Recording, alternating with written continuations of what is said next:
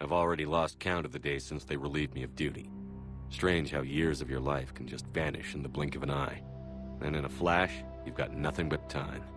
Time to reflect on everything that's happened. Hard to believe it's been only a few years since this all began. We were testing out the Normandy, Captain Anderson's new ship, when the distress call came in.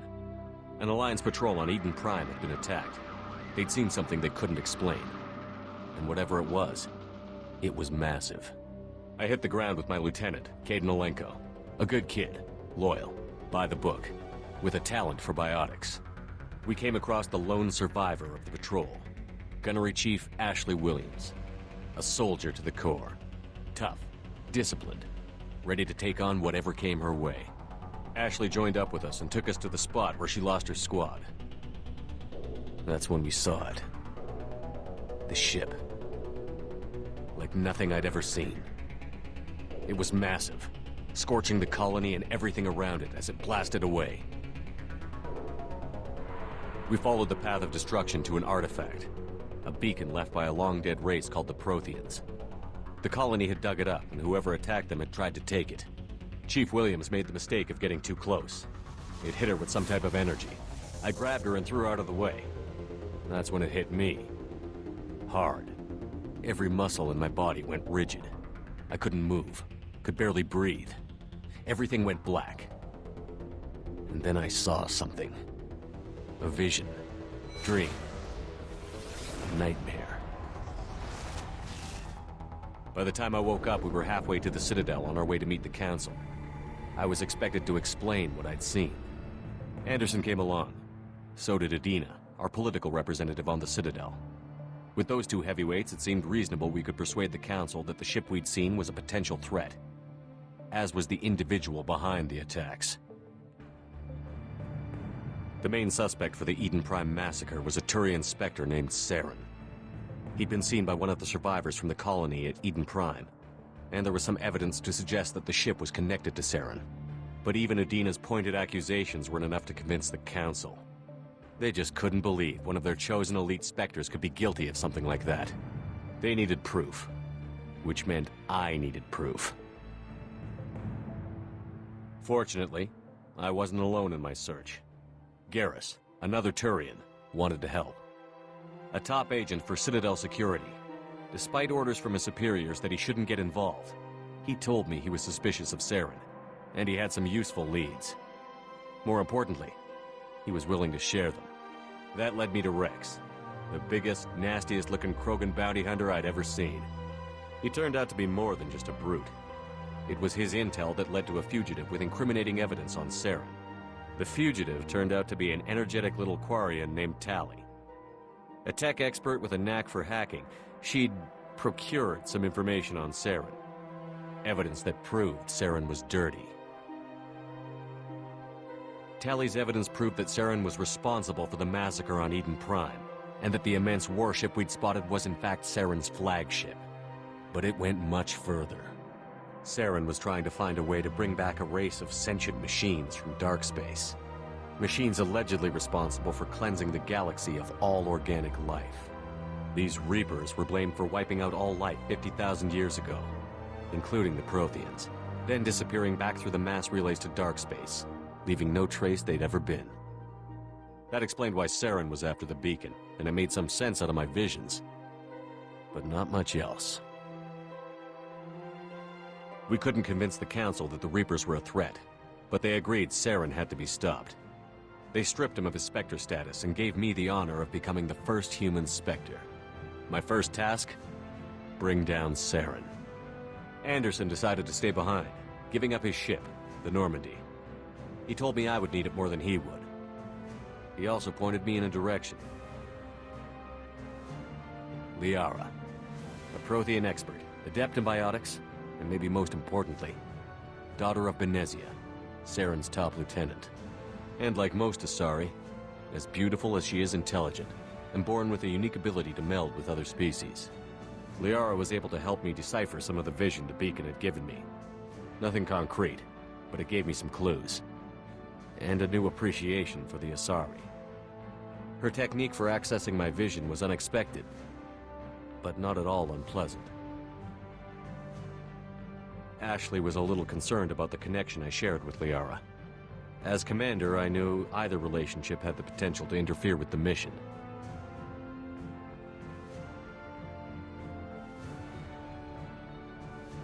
I told Ash I wasn't interested in Liara. I had my eyes on someone else. But we agreed we wouldn't let it get in the way of our mission.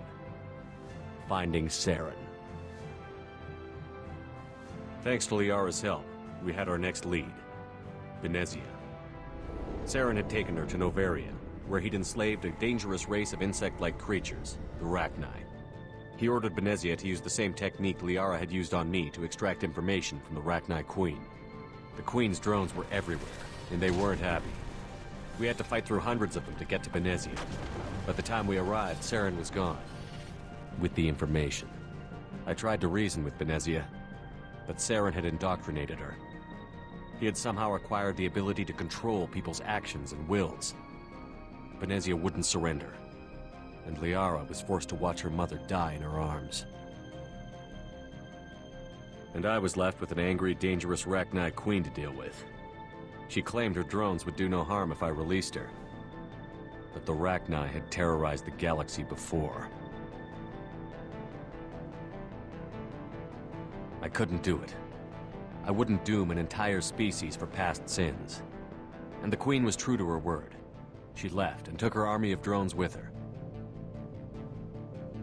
With Saren's top lieutenant dead, he was quickly running out of time and places to hide. I tracked him down at his base on Vermeer, but we soon learned it was more than a base of operations. It was a breeding ground.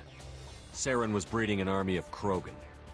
He'd found a cure for the genophage, a disease inflicted on the Krogan to prevent them from breeding and taking over the galaxy. But the Krogan Saren was breeding were slaves, mindless beasts that obeyed Saren's will. I had to destroy the base, and all its research. Rex disagreed. Violently. Rex wanted the genophage cure for his people. I tried to convince him to help me destroy it, that these Krogan weren't real. But he wouldn't back down.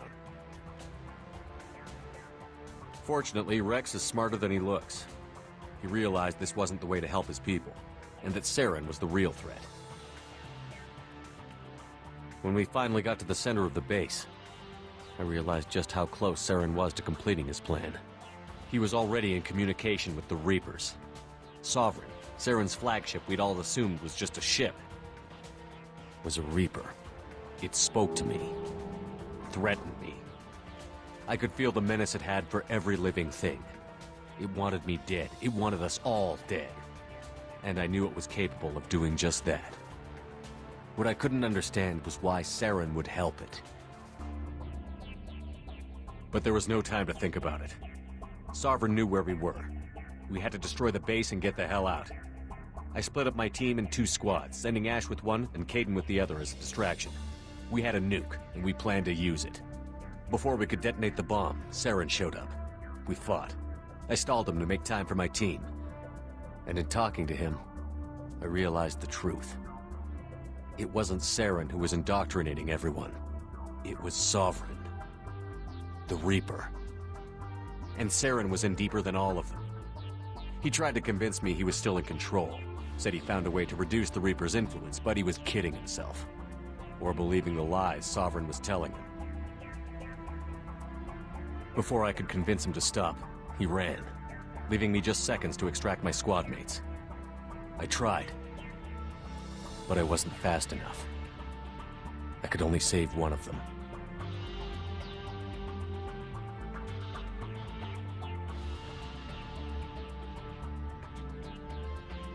Caden was a good man, and a great soldier. But I had to choose, and I chose Ash. That was the last time Saren would slip away from me. I knew then, the next time we met, one of us would die. With my team mostly intact, we chased Saren and his army to Ilos, a long-lost planet that had once belonged to the Protheans. As we prepared for what we knew would be a desperate fight, I spoke to my crew. We were just one ship, against Saren's growing army. I assured them all that despite the odds, we could defeat him. But Ash saw through my words. She knew I was hurting after Caden's death. She could sense my doubts. We both knew this mission could be our last. Until that moment, we'd put our feelings aside for the sake of that mission. But why wait? We gave in to each other, and it was perfect. While it lasted. We arrived on Ilos, close behind Saren. Once on the planet, we discovered a Prothean databank that helped me put the final pieces of my vision together. The Reapers had come 50,000 years ago, and every 50,000 years before that, each time purging the galaxy of life. The Protheans had fought and died, like every species before them. But a few survived long enough to leave a parting gift. The Protheans had discovered that the Citadel was the key to controlling the mass relays. By sabotaging the Citadel, they found a way to close the relays to dark space, slowing the Reapers' return, giving us the time we needed to find a solution to stop the Reapers once and for all. Saren knew this. He was leading his army to take control of the Citadel and re-establish the relays to dark space, bringing the waiting Reapers here to destroy us all. We followed him to the Citadel. It was intact, but heavily damaged. He had caught the Council fleets by surprise, and they were only now regrouping. And with Sovereign as his flagship, there was little hope the fleets could counterattack with enough strength to take back the Citadel. But Saren was done running, and I was done chasing him. As the Alliance and Citadel fleets battled Saren's army outside, I cornered the Turian bastard in the Citadel tower and confronted him. He died believing that the Reapers would save him. As I fought to regain control of the Citadel, the Council's flagship, the Destiny Ascension, fell under attack.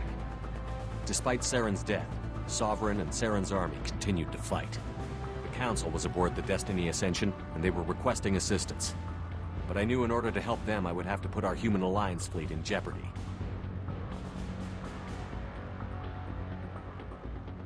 The Council had to be saved. They represented the hearts and minds of the galactic community. Without them, the fleets would be in disarray. Even with the Citadel back in my control, Saren defeated, and the Normandy leading the combined galactic fleet, the battle against Sovereign, a single Reaper, was relentless. It took the combined fleets of humanity and the other races, but in the end, Sovereign fell. But the costs were immense. While humanity's efforts in the war earned us our first seat on the Council, it was a hollow victory. The Reapers were still out there. I knew the fight was far from over, but as the one who'd led the fight against Saren, I was given new responsibilities. The choice of humanity's first counselor was left for me to decide. On the one hand, Udina, the lifetime politician. Ruthless and ambitious, he would easily navigate the political landmines that would soon be put in front of him. The other choice, Captain Anderson, the career soldier. Tough but fair, but a friend, and someone I could trust. Both great leaders in their own right. Anderson didn't want the job, which was a sure sign he'd be perfect for it. No ambition to get in the way. The war was over. The threat had passed. In time, the Council would rebuild itself. The Citadel could be repaired. Even the pain of lost friends would fade. But none of that mattered if the Reapers were still out there. And if they were all as powerful as Sovereign, we had to find a way to stop them. I had to find a way. I gathered my crew, took my ship, and went in search of answers. Officially, the Council would only say I was assigned to cleanup duty, rooting out any remnants of Saren's army. But the Geth and Saren were just the beginning. The Reapers had other plans. A few months after the battle for the Citadel, while we were on patrol, we were attacked by an unknown vessel. Before we knew what was happening, we were disabled and forced to abandon ship. The Normandy was destroyed. We lost a lot of good people. I almost didn't make it myself. Technically, I was as close to death as you can get. By the time my body was recovered, there wasn't much left. The pro-human group, Cerberus, acquired what was left of my body and spent the next 2 years rebuilding me. My memories, abilities, everything. The person in charge of my recovery was a Cerberus agent, Miranda Lawson. Brilliant and efficient. But before I could be completely rehabilitated, the Cerberus facility we were in was attacked, and was forced to fight my way out. In my condition, I should have died. But an ex-Alliance soldier named Jacob Taylor kept me alive. We found Miranda, and we escaped. They took me to meet the Elusive Man, the leader of Cerberus and the one who had ordered me rebuilt. The Elusive Man lived up to his name, offering half answers to many of my questions. But he did explain why he had brought me back. He believed I was the one person who could stop the Reaper threat. And he explained that the Reapers had a new ally, an insectoid race called the Collectors, the ones who had attacked the Normandy 2 years earlier. Since that time, they'd been systematically abducting entire human colonies and taking them beyond the Omega-4 relay, a place that no ships other than Collector ships ever returned from. The Elusive Man wanted me to find out why humans were being abducted, and to end it. In return, Cerberus would outfit me with a rebuilt Normandy, weapons, and a skeleton crew, as long as I agreed to take along Miranda, Jacob, and an illegal AI named Edie. I told the Elusive Man I wanted my own team, people I knew. He already had a list of individuals that he wanted, people that might be willing to go on a suicide mission, to head beyond the Omega-4 relay and face the unknown. It was an interesting list. Ex-convicts, assassins, experimental scientists. In the end, it was my choice. It would take time and effort to recruit them all, and with more humans disappearing every day, I wasn't sure I should bother.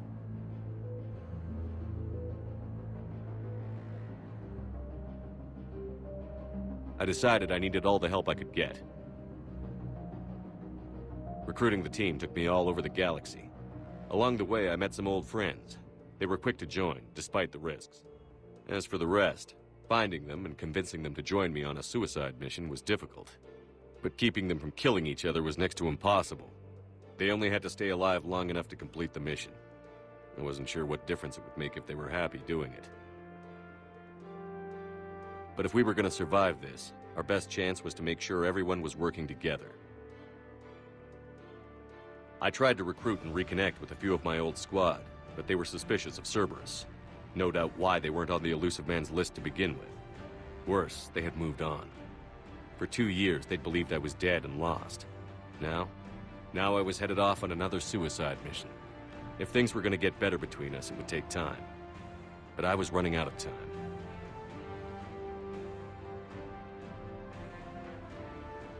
If they wouldn't help, then I'd find someone else. With most of the team recruited, we were getting close. We just needed to figure out how to survive the Omega-4 relay. Our best chance came when we discovered a damaged Collector ship. We went in knowing it could be a trap, but we had to try. What we found there was almost unbelievable. The Collectors weren't a new race at all. They were the twisted remnants of the Protheans, slaves of the Reapers, and humans were the next target. The Collectors were abducting tens of thousands of humans for the Reapers, and unless we could find a way to stop them, we'd end up just like the Protheans. We had to escape before we could find out the secrets of the Omega-4 relay, but we were more determined than ever to put a stop to the Collectors. All we needed now was a way through the relay. Edie had figured out what we needed, and the Elusive Man knew where to find it. We stole parts from a derelict Reaper to mask our ship's signature, to make the Normandy appear as a Reaper and allow us safe passage.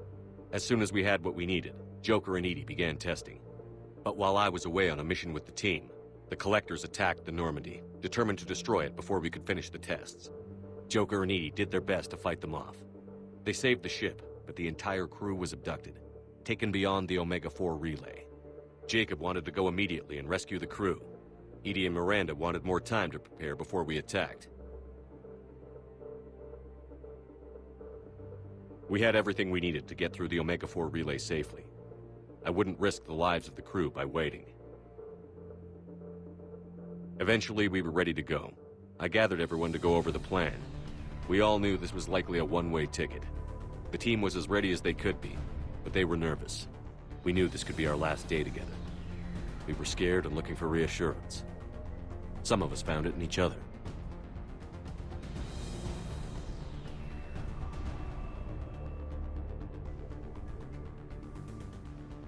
Miranda came to my room to talk, to share her thoughts.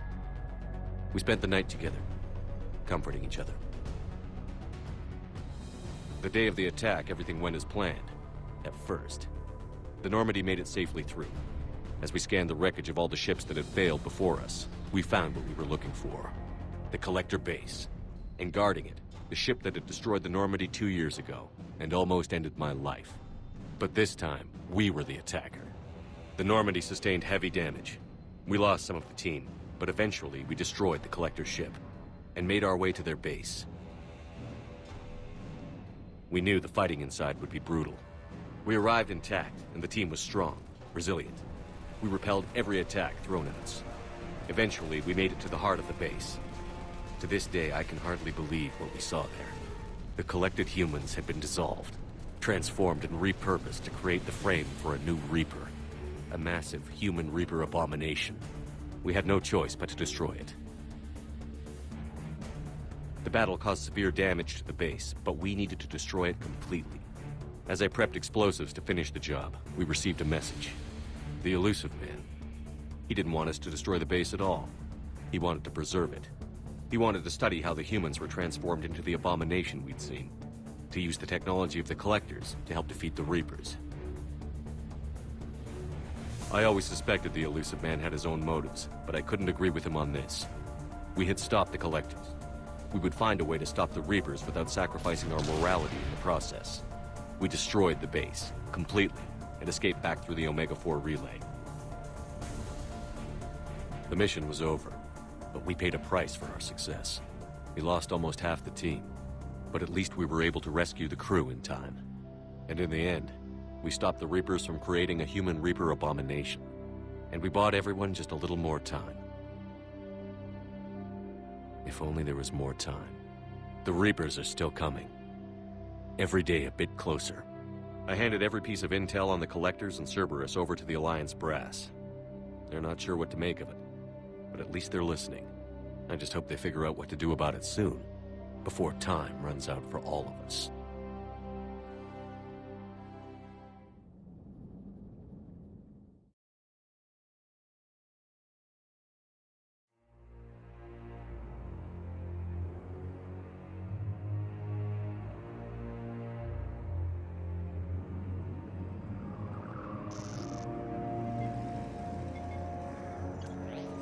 How bad is it?